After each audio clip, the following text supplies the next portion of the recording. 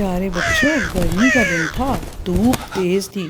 एक कौवा सख्त प्यासा था। हाय अल्लाह, गर्मी ने तो कबाब ही बना दिया।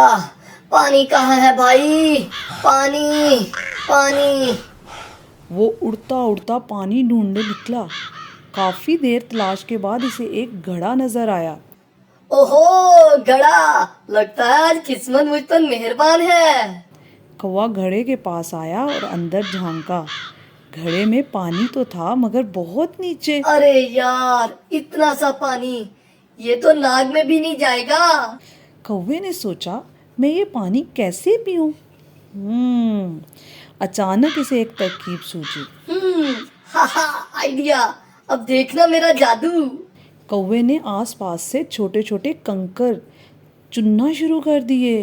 एक कैंकर, दो कैंकर, तीन कैंकर, 8 कैंकर, 15 कैंकर, 100 कैंकर।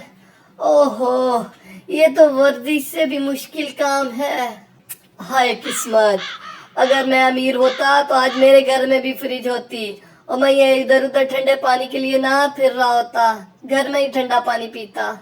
वो एक एक करके कंकर घड़े में डालता गया। धीरे धीरे पानी ऊपर आने लगा। अब पानी मुंह तक आ गया। कौवे ने मजे से पी लिया।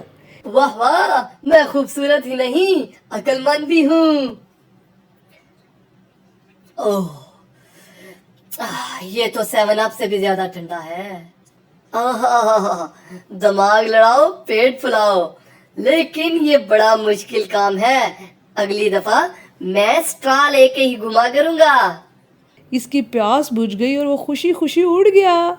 इस कहानी से हमें क्या सबक मिलता है कि अक्ल और मेहनत से हर मुश्किल काम आसान हो जाता है। प्यारे बच्चों, किड्स टीचर पार्क को सब्सक्राइब करें ताकि इस तरह की मज़ीद स्टोरीज़ आपको सुनने के लिए और देखने के लिए मिलें।